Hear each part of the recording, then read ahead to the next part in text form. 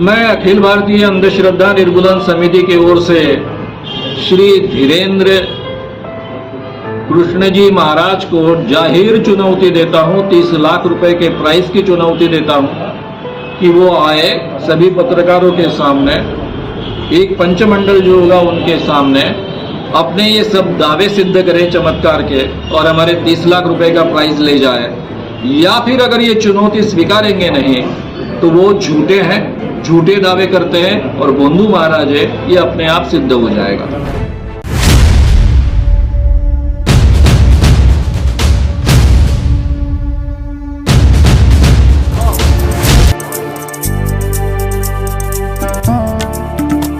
हम बीच में कथा छोड़कर भागे ये बोलना बंद कर दें। हमारी कथा 7 दिन तक की ही थी।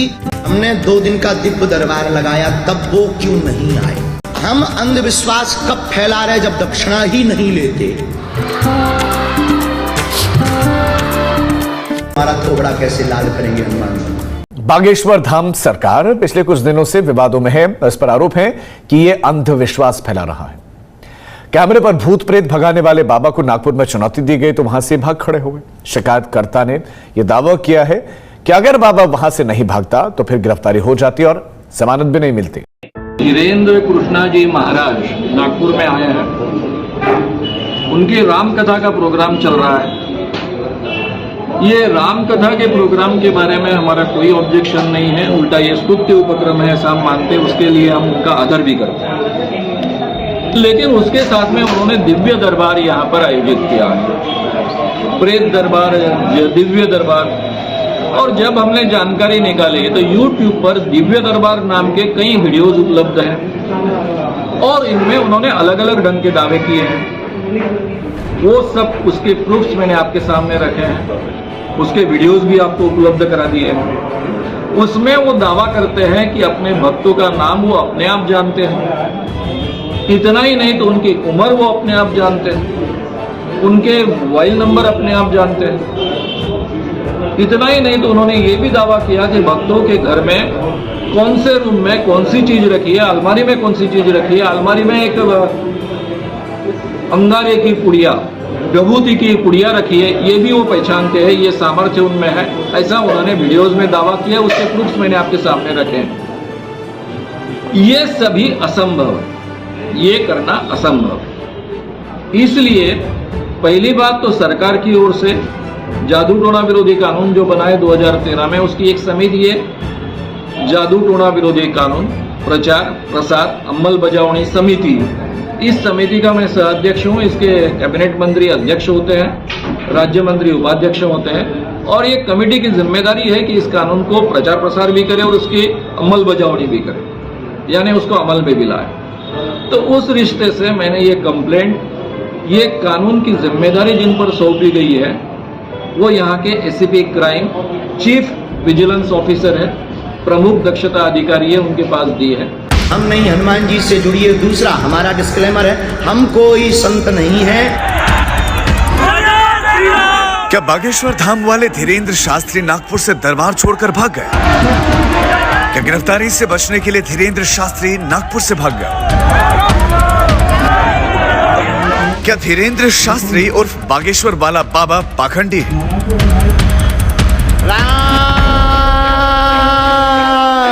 क्या जादू टोना और इलाज के नाम पर भक्तों की भावनाओं से खिलवाड़ कर रहे हैं धीरेन्द्र शास्त्री?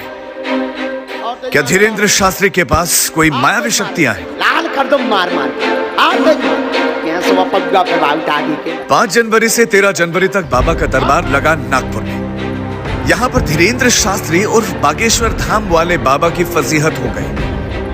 अंधश्रद्धा उन्मूलन समिति ने धीरेन्द्र शास्त्री की शिकायत नागपुर पुलिस से की। उनके ऊपर ये जिम्मेदारी इस कानून ने दी है कि अगर इस कानून के तहत की कोई भी बात घटती है तो उसका संज्ञान वो ले, कंप्लेंट दायर करे, आगे चलकर पूरी की पूरी कार्रवाई करे और उस बात पर रोक लगाए। ये जिम्मेदारी उन पर कानूनन सौंपी गई है। तो इसलिए उन तक मैंने इस रिश्ते से कंप्लेंट की है और वो संज्ञान लेंगे और आगे चलकर वो इस ढंग की कार्रवाई करेंगे, क्योंकि वहाँ ये नहीं है, उनको चॉइस नहीं है, ये मैंडेटरी उनकी जिम्मेदारी है कानून के तहत। समिति के अध्यक्ष श्याम मानव ने आरोप लगाया कि धीरेन्द्र शास्त्री अंधविश्वास फैला रहे हैं। प्रेत दरबार के आड़ में जादू टोना को बढ़ावा दिया जा रहा है। साथ ही देव धर्म के नाम पर आम लोगों को लूटने, धोखाधड़ी और शोषण भी किया जा रहा है। इधर पुलिस से शिकायत की गई और उधर धीरेन्द्र शास्त्री ने तय समय से 2 दिन पहले ही दरबार उठा दिया और वहां से वापस लौट आए। शिकायतकर्ता का दावा है कि बाबा के समर्थकों को ये बात पता चल गई कि महाराष्ट्र में जो अंधश्रद्धा विरोधी कानून है उसमें गिरफ्तारी हुई तो जमानत नहीं होगी, इसलिए बाबा ने 11 जनवरी को ही पैकअप कर लिया। तो बाधा वाले रोगी जितने हैं उल्टे हाथ। नागपुर से भागने के बाद लगभग 1 हफ्ते तक धीरेन्द्र शास्त्री खामोश रहे, लेकिन धीरे धीरे बात फैल गई, विरोध प्रदर्शन होने लगा। बुधवार को नागपुर में बाबा बागेश्वर के पाखंड के खिलाफ चर्चा आयोजित की गई, जिसमें धीरेन्द्र शास्त्री के भक्तों ने खलल डाल दिया, लेकिन आग इतने से नहीं बुझी। जिसके बाद धीरेन्द्र शास्त्री खुद मैदान में उतरे और विरोधियों को हिंदू सनातन का विरोधी घोषित कर दिया। बाबा ने कहा, मैं नागपुर से नहीं भागा। पहली बात तो ये प्रत्येक मीडिया वाले और प्रत्येक व्यक्ति और जो भी वो अमुक हैं तथाकथित, उनसे आई रिक्वेस्ट कि हम बीच में कथा छोड़कर भागे ये बोलना बंद कर दें। हमारी कथा 7 दिन तक की ही थी। भागने वाली बात से पंडित धीरेन्द्र शास्त्री ने कन्नी काट ली, साथ ही बचाव में सनातन हिंदू की चादर भी ओढ़ ली। जो पाखंड पर सवाल उठा रहे हैं उन्हें हिंदू विरोधी करार दे दिया। चमत्कार को चुनौती देने वाले प्रश्न पर धीरेन्द्र शास्त्री ने कहा कि जब मैंने दिव्य दरबार लगाया था तो शिकायत लेकर क्यों नहीं आए। दूसरा बात है अखिल भारतीय अंधश्रद्धा निर्मूलन समिति की ओर से दिया हुआ आह्वान। अखिल भारतीय अंधश्रद्धा निर्मूलन समिति गए 40 सालों से इस क्षेत्र में काम कर रही है। हमने जब से ये समिति स्थापित की है तब से हमने कहा है कि हमारा धर्म और ईश्वर इनको विरोध नहीं है। धर्म और ईश्वर के नाम पर जो आम लोगों को ठगा जाता है, उनको गलत ढंग से इस्तेमाल किया जाता है, उनका शोषण किया जाता है, उसके खिलाफ ये आंदोलन है।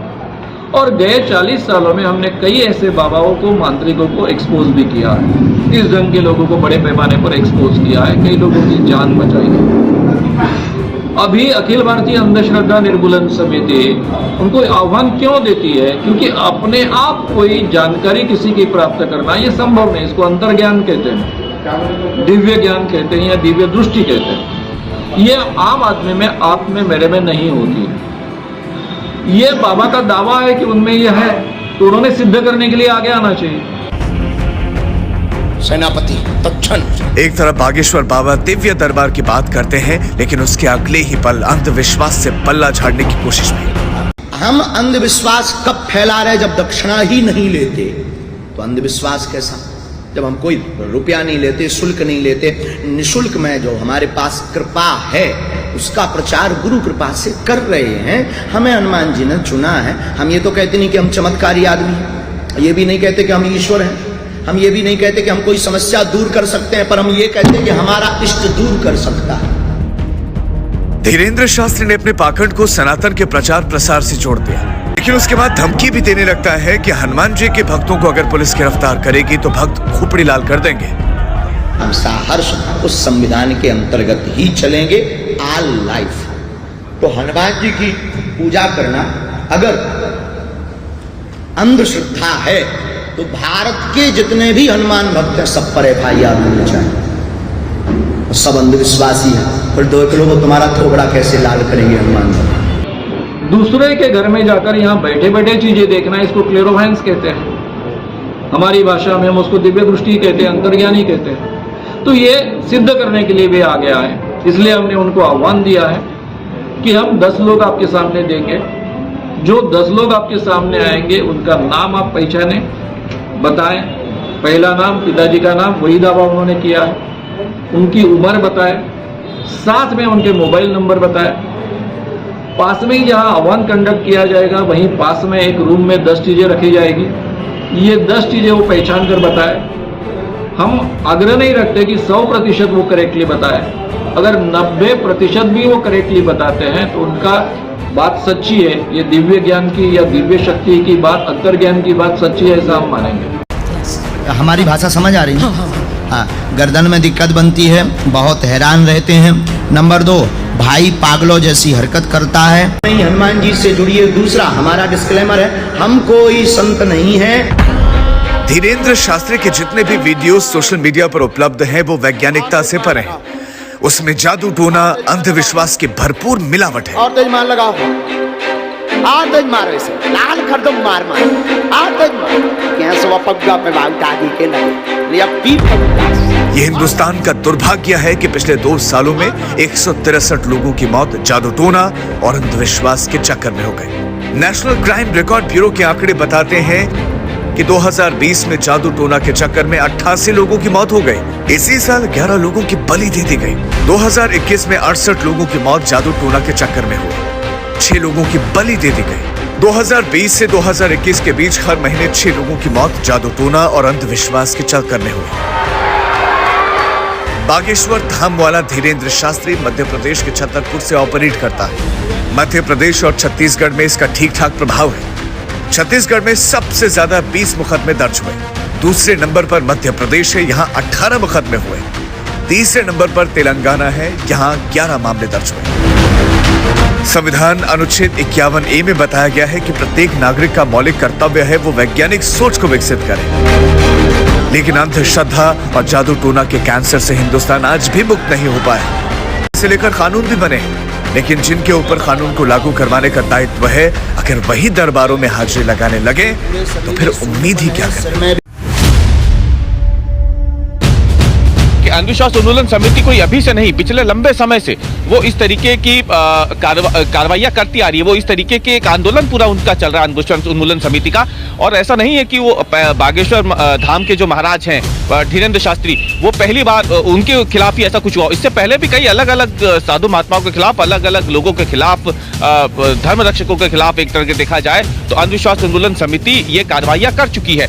और ऐसे में अब जब खुद वहां पे धीरेन्द्र शास्त्री नागपुर में मौजूद थे और वहीं पे अंधविश्वास उन्मूलन समिति जो है उन्होंने ये बात सामने रखी, तो आखिरकार ये पूरा विवाद वहीं से शुरू हुआ। इससे पहले भी कई बार सोशल मीडिया के जरिए उनसे सवाल पूछे गए थे, लेकिन हर बार उनके बयान जब आते थे तो वो एक तरीके से हमलावर हो जाते हैं, वो उग्र हो जाते हैं। वो ये बोलने लगते हैं कि जो उनसे सवाल पूछेगा भगवान हनुमान जो है वो सजा दे देंगे। वो ये नहीं बताते हैं कि आखिरकार उनसे जो सवाल पूछा जा रहा है उसका वो सीधा सीधा जवाब दे दें। उनसे जब कभी भी सवाल पूछो तो वो उसको इस तरीके से जवाब देते हैं उन सवालों का कि वो मुद्दा खत्म होने के बजाय और ज्यादा बढ़ जाता है, वो विवाद ही दूर हो जाता है और आगे तूल पकड़ लेता है। और अभी भी वही हुआ। अब उनसे सवाल जो पूछे जा रहे हैं अंधविश्वास उन्मूलन समिति की तरफ से, उसका जवाब देने के बजाय वो उसको दूसरी दिशा में ले जाते हैं। वो कभी कहते हैं कि हनुमान जी आपका मुंह लाल कर देंगे, वो कभी कहते हैं कि हमें जबरदस्ती बरगलाया जा रहा है, हमें फंसाया जा रहा है। इतना बड़ा वाला बहादुर है ये हो तुम, उसके खपड़िया में तो मारो, बाकी प्रेत जितने पीछे हैं सबको मार लगाई जाए। कैसा अघोरी है बनो।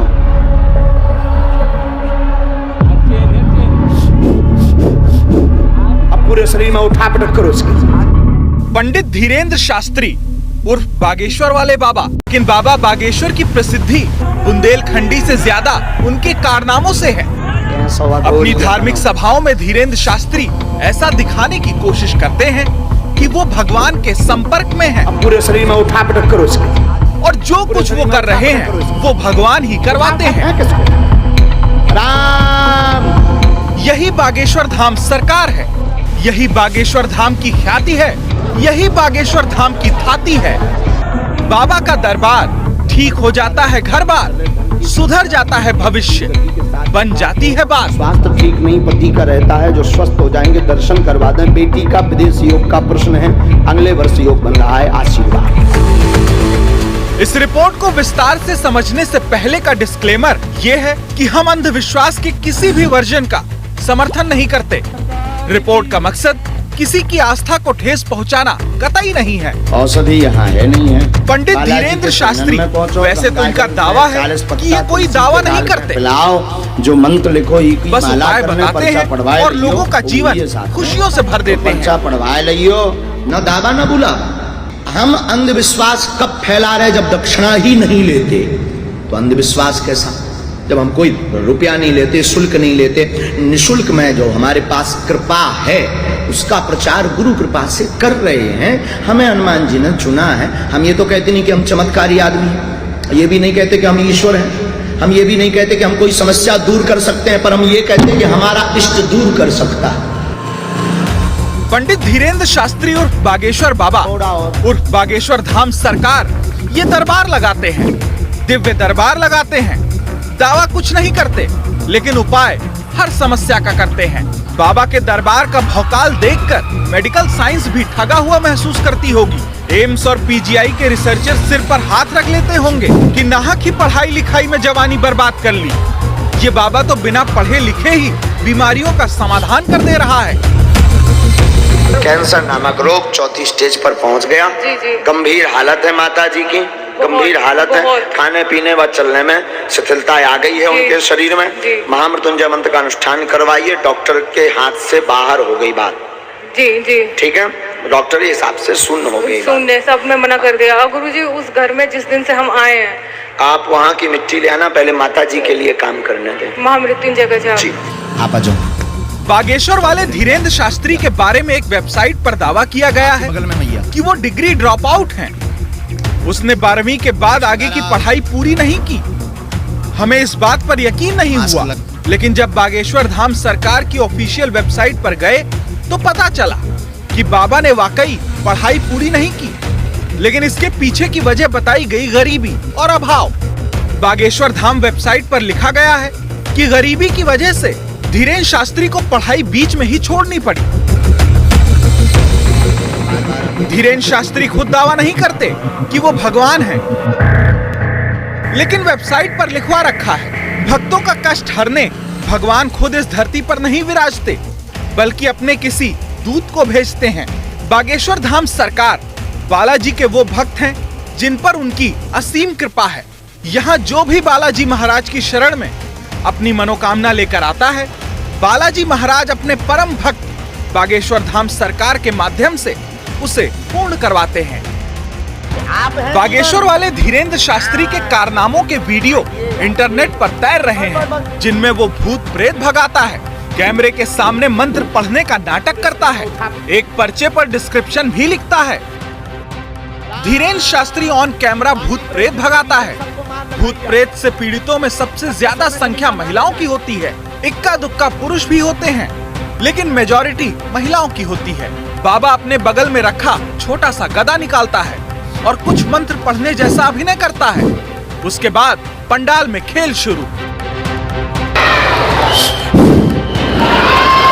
पंडित धीरेन्द्र शास्त्री के भूत भगाओ परियोजना वाले वीडियो को ध्यान से देखने पर एक बात और पता चली कि वो अपनी हथेली को एक स्विच की तरह इस्तेमाल करता है। जैसे ही स्विच दबाता है, खेल शुरू हो जाता है। दरबार लगाकर लोगों को खुशियां बांटने का दावा करने वाले इस बाबा की एक और बात हमें मालूम चली। पूरे शरीर में उठा पटक करो इसको। वो ये कि बाबा बागेश्वर एक यंत्र बेचता है। इसका नाम बागेश्वर धाम यंत्रम है। इसके पीछे दावा ये है, यंत्र वाले मैसेज के नीचे एक डिस्क्लेमर भी लिखा है कि श्री श्री लक्ष्मी यंत्रम सिर्फ बागेश्वर धाम से ही मिलेगा, इसकी कहीं और कोई शाखा नहीं है। इस संबंध में किसी अन्य संस्था या व्यक्ति के दावों से सावधान रहें। गलत लोगों की बातों में आकर कोई श्रद्धालु ठगा ना जाए, इसलिए इस सूचना को ज्यादा से ज्यादा शेयर करें। बाबा बागेश्वर अब विवादों में है। कानूनी शिकंजा कभी भी कस सकता है, इसलिए धीरेन्द्र शास्त्री भूत प्रेत तंत्र विद्या आदि से पल्ला झाड़ रहा है। बाबा बागेश्वर धाम के जितने भी वीडियो इंटरनेट पर वायरल होते हैं, उनके पीछे कोई भी वैज्ञानिक प्रमाण नहीं होता। अंधविश्वास न तो फैलाएं और न ही फैलने दें, क्योंकि ये वीडियो देश की छवि को भी धूमिल करते हैं। तो गंभीर बीमारियों का इलाज करना, हाथ का रिमोट बन जाना, भूत प्रेत भगा देना, कुछ यंत्रों का बेचा जाना, वो सिर्फ बागेश्वर धाम के नाम से उनको बेचा जाना, ये अंधविश्वास नहीं तो फिर और क्या है? जिनके पीछे वैज्ञानिक सोच या आधार नहीं है, उसको अंधविश्वास की कैटेगरी में रखा जाता है। लेकिन फिलहाल चर्चाएं बहुत हैं बागेश्वर धाम को लेकर। क्या कोई कार्रवाई भी होती है या कुछ बदलाव उनके अब आने वाले समारोह में या जो सम्मेलन वो करते हैं, सभाएं करते हैं, उनमें देखने को मिलता है या फिर नहीं, या फिर तेवर और तल्ख और सख्त होते जाते हैं? नजर रहे।